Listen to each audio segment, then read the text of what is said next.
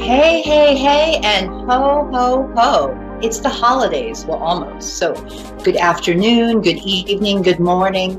No matter where you are on your part of the globe, you are right here with me on the Spirit Phoenix Rising Show.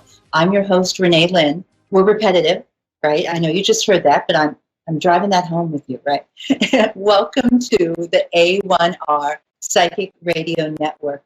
Or maybe you are watching us on Moonstruck TV. Maybe you are watching us on YouTube. Maybe you've got us on iHeartRadio. There are so many paths that lead to the same destination, right? You know, I was thinking today about how many of us are on different spiritual paths. We possess different spiritual gifts. Many of us have mystical, metaphysical gifts that we can tap into. That's the purpose and point of this network, is that we can come together and share our gifts with the world, across the world. And tonight, you guys, I have a marvelous, gifted teacher from across the world from me. I'm broadcasting to you from the desert out here in Southern California. It's, getting colder here. I know it's California. You're saying, oh, it's not cold in California. All right. When I moved here from Pennsylvania, yes, I lost the snow, but there is snow up the mountain. I can see it, But I want to introduce you guys to a dear friend of mine who is a metaphysical teacher, who is a practitioner and a student herself of many modalities. So she's bringing to us tonight, here we are in this holiday season, she's bringing to us to share with all of us her many gifts. So if you will join me in welcoming, please, Renee Tandaori. Let's bring her on all the way from Australia. Hi, Renee. Thank you for having me. Hello. Welcome. I feel like I should have prepared a snack. You're visiting. I'm hosting you. My goodness, I do have a glass. Here we go. Well, there we go. Cheers from across the oceans. From across the oceans. Now, we have several psychics and light workers and healers on our network who are, all from your country, your continent down there. So it's nice to have someone who I guess is a bit of a homegirl to many of us on this network. So welcome. What brought you to Australia from India? Can you back up in time and tell me a bit about that? I can. It was a take two when I agreed to come to Australia because my husband, and I'd known my husband for about 4 years by the time we got married. And even before we got married, he was like, oh, shall we apply and, head to Australia? I was like, no, because I had very close family ties, a big extended family. And we lived in this dwelling where, my uncles were in the front wing and my grandparents were in the rear wing and we were also in the rear wing. So it was like everyone all together. I didn't want to give that up. But then take two, we got married and, I had a little bit of a think and I said, all right, fine. If you're so keen, let's just go. So we came here with like 2 suitcases, $500 each. And we've been here since 97, middle of 97. We love it here in Melbourne. We haven't ventured out away from Melbourne. But yeah, it's lovely. Yeah, so Melbourne, so you could cross the waters and be in Tasmania. You're right there on the southern end. Yes, it's like that. And they say, I don't know about anywhere else in the world, but they say in Melbourne you can have 4 seasons in one day, and that is true. This morning I was like, it was boiling, it was so warm, and right now I've got the heater on because it's freezing. So it is very like up and down. Similar to me in Cali. Wow. Well, does it? Yeah. It's, when I moved here for the first time, I was so pleased that here coming to the Christmas holidays that you could literally ski and surf on the same day. You could be in the mountains in the snow, and then you could just drive for a little bit and then be down at the water on the sandy beach, which is just extraordinary to me. It's nice. I don't have to. Yeah, sorry, I didn't mean to cut you off there, but isn't it amazing that we are so far apart, yet there are, geographically far apart, but still there are so many similarities, and that kind of, my sciencey background comes into play, and I was just thinking of this, I don't know where I heard about it. There was this study that they did. They broke up parts of an atom. Now, I can't recall exactly what part of the atom, but they took that one part far away. So they were like far apart. But they found that the way this one part of the atom moved, the other part of the atom synced with that. I have to dig deeper, but it just reminds me that it doesn't matter how far we are still so connected and so in sync. It's amazing. You're right. You're right. I always go back to Einstein, using that phrase, spooky action at a distance, right? But this idea that, here you could have an electron in one place and in another place, and they're behaving and responding to each other in the same way. But, you and I think have a lot of similarities happening. Guys, we met in a class that was actually an angel class, right? An angel tarot class with Radley Valentine, and actually you started in that realm, I guess, studying back with Doreen Virtue when she was still active. Is that correct? Way back, yes. So I did the course with Doreen Virtue, and that was back in Brisbane, I think 2006 or something.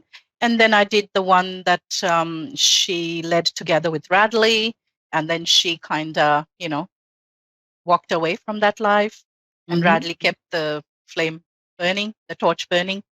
And I did his Angel Tarot course as well. So yeah, that's 3 times I've been kind of, going over that sort of angel world, I suppose. And each time the connection becomes stronger. Absolutely, absolutely. Another thing I know we have in common, and this is sort of at the beginning of your professional metaphysical journey, is we both share and participate in the gift of Reiki and energy healing. Can you speak a little bit about that and how you arrived in this modality, how you came to this? Coming from a science background, I mean, you really science and the woo. Yes. I was always a show me kind of person. I needed to see proof. I'm of an Indian background, and it's very ritualistic. Well, a lot of rituals, a lot of temple going, a lot of pujas and fasting, and it's very regular, and it's a very big part of our life. And somehow I just didn't gel with that, and so I stepped away from it. I still took part in it because it was a family thing, but I stepped away from it. And then down the track, 20 years down the track, I'm doing all this stuff, Reiki and angels and tarot and past life. It's just sometimes I wonder if I'm on some kind of parallel plane or something like that. But to answer your question, I actually was in an accident, a motorcycle accident, riding pillion with my husband, and that affected my back. So it affected my mobility, and no one could fix it. I mean, it would get okay up to a point, but nothing beyond. I had to give up work. I could just, kind of move around the house from the bedroom to the dining table, that sort of stuff. And this friend of mine enrolled me in this Reiki class. And because it already enrolled me, I sort of went, and it was on a weekend. And so this person said, I do a meditation as part of this Reiki.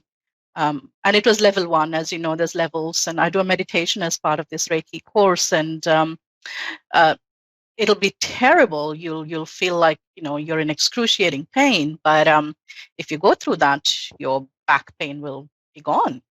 And I was very skeptical, and I said, all right, I'm here. I may as well try it and see how we go. If it doesn't work, I'll just head home.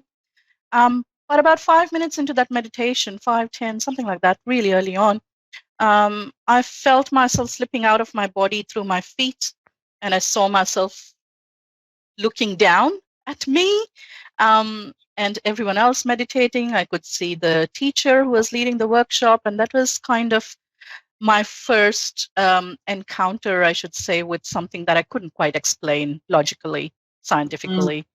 But it was at the same time fascinating, and I kind of got sucked into this whole thing, this world, after that experience. So I went on to complete my Reiki 1 level, then Reiki 2. A few years down the track, did my master teacher level as well. And yeah, I love it. So even when I work with crystals, if I have crystals on someone, or I used to be an acupuncturist until November, very recently. I used to put needles in someone and then, just ask them if they'd like to receive Reiki while they're just resting. I just feel that it adds that extra level, takes the healing that little bit further. What has Wow. been your experience? Well, I mean, when you start to realize that, a scientific method is incredible and it's important and we need it. We need this imperial evidence, and we need to be able to speak about truths that can be proven time and time again under a set of circumstances, and limiting our variables so it's repeatable. But at the same time, we cannot deny the testimonial evidence. And if one person's having an outcome and second person, third person, it's like we have to look at it. I shared in a chat the other day about the chakra system. Here we've got this ancient system that we can't see, that's invisible. But in modern science, we talk of the vagus nerve that's controlling the parasympathetic nervous system. So it seems like yesterday's magic is today's science. And then what we can't explain today, in the future will be science. So yeah, having those powerful experiences really are undeniable, don't you think? Totally. And I think you hit the nail on the head, it's kind of, it goes full circle. And that's the theory, the Chinese medicine theory of yin and yang as well. It'll go, yin will peak and then turn into yang, and yang will peak and turn back into yin. So it's always that, dance, that circle going around.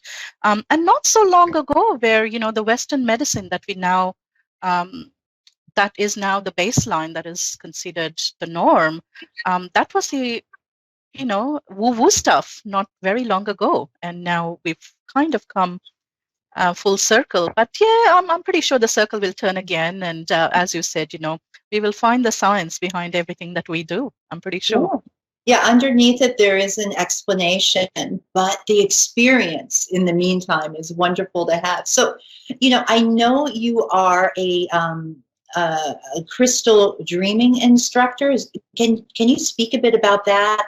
I'm really new to this modality. Sure. And like everything else on my woo-woo journey, I'm calling it woo-woo, not really, but on this spiritual journey or this kind of healing path, it's just been like I've been led from one thing to another, and crystal dreaming is no different. I kind of just fell into it. So shortly after the global financial crisis, where I had to downsize my healing clinic, I used to run a big multimodality clinic here in Melbourne, but I had to downsize that, and I had to take up a part-time job. And I ended up working for this holistic magazine that used to be published out of Melbourne called Living Now. And this person who channeled this crystal dreaming modality, he used to write a story in there every month. And he used to, of course, he used to dramatize it a little bit because otherwise no one wants to read it, right? But the kernel of truth in that, it used to be so fascinating. He used to talk about all these past lives and things that used to get healed with, healing the past lives, entities, attachments, contracts, life after life after life, vows of poverty and celibacy, all sorts of stuff that he used to write about, and I used to be fascinated by it. And then one day he put out an ad in the same magazine saying, it's a call for students. He's decided to start teaching it. And I was lucky because this guy who channeled this modality, his name is Ray Richards. He lives in a place called very close to Byron Bay. Everyone's heard of Byron Bay because Chris Hemsworth lives there. I'm a Hemsworth fan. Yeah. As is half the world, I'm pretty sure. So am I. But you can make me for any time. Okay. Come visit me, and we'll head down to Byron Bay for a bit. Hopefully we'll see him. But yeah, so he channeled it, and I'm lucky that I was able to. I live in the same country and not too far from where he is, but he ended up having that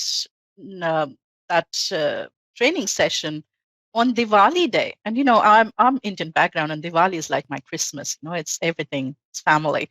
But this pull of crystal dreaming was so strong that I said, I have to go. So I sacrificed Diwali that year, and I went and did this crystal dreaming, and I have not regretted it. It's just been amazing. And I practiced it for a while. Then I did the advanced version where, you know, you can do remote viewing and space clearing, a little bit extra. And you can work with people online at a distance. They don't have to be in the same room with you. And Like then the I went on, like remote Reiki. Yeah, level 2 Reiki, exactly. And then I went on to become a teacher as well. So that's where I am today. Things are kind of flatlined because of COVID, because we had a very strict lockdown in Melbourne. But things are now, you know, picking up. Lockdown's finished, so you know we'll be starting to see holding workshops hopefully sometime soon. So when people come to you or come to a crystal dreaming practitioner, are they coming because they're feeling unbalanced physically? Is it more emotional problems? Is it a mixture? I mean, who is a typical person that comes to you, or is everybody so unique that it's all different? And that's exactly it. You know, everyone's different. Mm-hmm. Some people come because they feel stuck. They've tried shifting things in many different ways. Nothing's worked. Or like we discussed this morning, you know, if like you move a little bit and then you slide back, and you move a little bit and then you slide back, or 2 steps forward, 1 step back. So it's not, you know, they're not getting that sustained transformation that they're looking for. Others might come because, you know, someone's had an experience and benefited from it, and they'll send their sister, brother, partner, friend. Um, it's just the beauty about this is we don't really know. So they might come with an issue, like someone might say, oh, you know, my relationships, nothing seems to stick, you know, everything goes pear-shaped no matter, you know, how much I put into it, you know, time after time after time. Something like that, where nothing's worked and they haven't managed to shift anything. You know, it could be something coming from past lives. You know, they could have had past relations with that same person in another lifetime, and something needed healing there, back where it started, and they've been experiencing it over and over and over again, and they will continue to experience it over and over again until that original issue gets healed, and then the entire karma surrounding it gets healed, and then you can move on without that Yeah. particular stuckness. Yeah. You know, we mentioned an actor who plays a superhero, and what is so important in the superhero tales is the idea of the origin story. And you know, you and I know as metaphysical people and as healers, but a lot of people in the Western world aren't familiar with the idea of past lives and karma and having karmic debts to pay. Can you speak a little on that, on how you might work with somebody who has issues perhaps from a past life? How do you get them into a space that they can heal something from the past? Yeah. The starting point is that not so very long ago, I used to be in the same space. I used to laugh at these concepts, and because of course they can't be proven, right? Oh, So when I interact with a client who's coming from that space, it's a lot easier because I have been in that space before, and I can share my personal experiences, and that sort of helps them. Sometimes, sometimes they might still be a little bit unsure, but you know, they trust me as a practitioner, and they trust that I will hold the space and I will be there while they undertake this healing journey. What happens in crystal dreaming is, I know there's different ways of past life healing, and you know, sometimes there's hypnosis, which is very popular as well.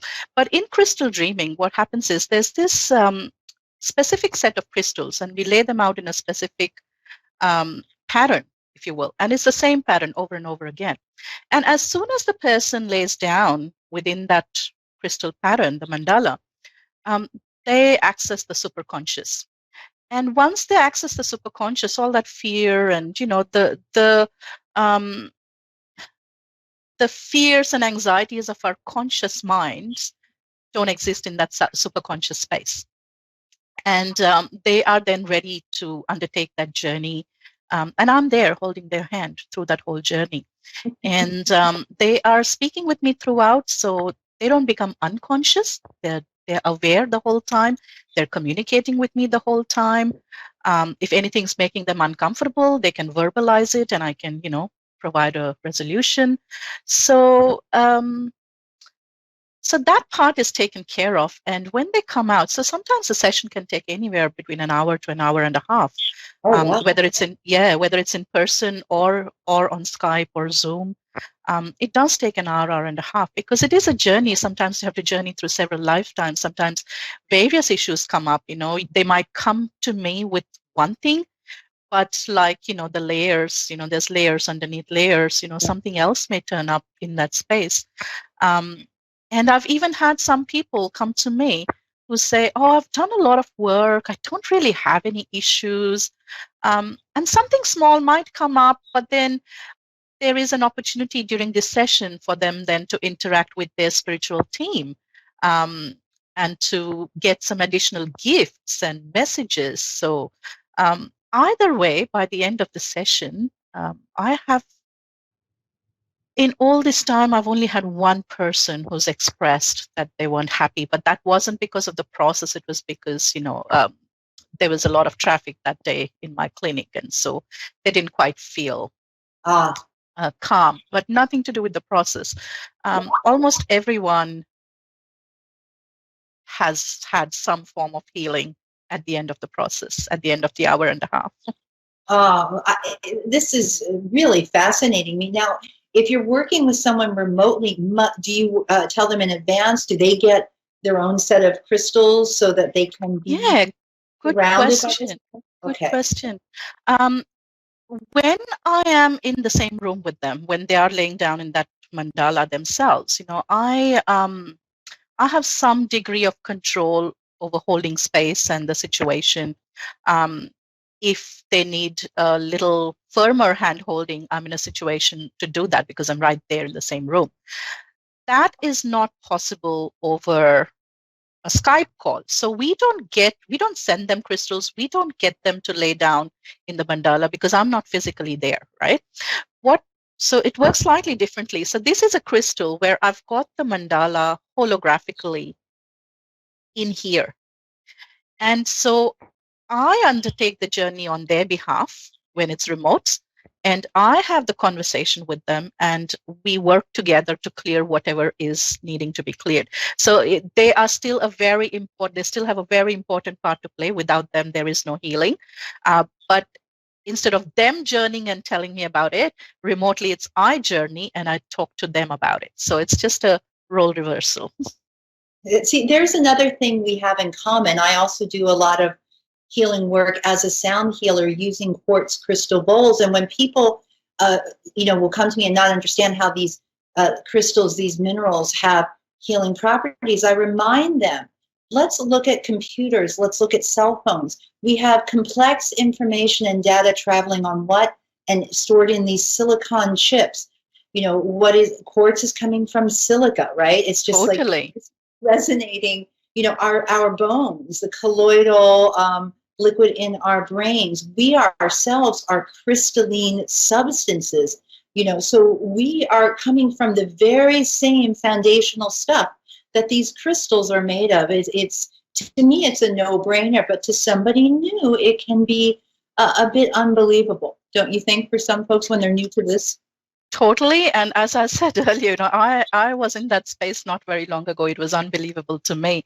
Yet look where I am today and totally into it, totally believing in it, believing in the effectiveness of it, and teaching it, practicing it, Now, if people want to get in touch with you, can you share your website or how people can reach out to you if they're interested in learning more about it? Having a session. Yeah, sure thing. So my website for crystal dreaming, so I have decided now, in fact, just today, to separate the two, my other work and this crystal dreaming work separate. So you can, for crystal dreaming, I can be contacted via www.crystaldreamingmelbourne, all one word, reiki.com.au. Or you can join my Facebook group, which I have created today. It's called Alchemy with Mrinal. Is there a way I can is there comments? Can I write it? Because it might be a mouthful for everyone to remember. You know what? Our lovely network, after we're done streaming in just a little bit, we'll have this available on Facebook and a few other places. And of course, we can put in the comments an easy way to reach you. But again, it's crystaldreaming.com.au. Right? crystaldreamingmelbourne.com.au. Yeah. I apologize. That's okay. I'm corrected. That's okay. Wow. That's okay. Well, thank you so much for spending some time with me today. Every time I connect with you, I feel like I learn a little bit more, and I also feel a little bit healed as well, That's a two-way thing, so thank you for having me, Renee. Wow. Well, we have so much in common. And now I found out today we're both ex-biker gals. That's fascinating. We'll talk more about that later. Anyway, all right. Well, thanks again for coming by today. And I want to thank each and every listener, each and every viewer who comes onto the A1R Psychic Radio Network, who comes to Moonstruck TV to receive gifts and share their own gifts of questions and searching. Well, again, I am so pleased to have spent time with you. I am Renee Lynn, your host of the Spirit Phoenix Rising Show. You can find me at reneelynnspirit.com. Drop me a line. Come hang out. We'll talk. All right, you guys. Until next week, namaste and be okay. Bye-bye.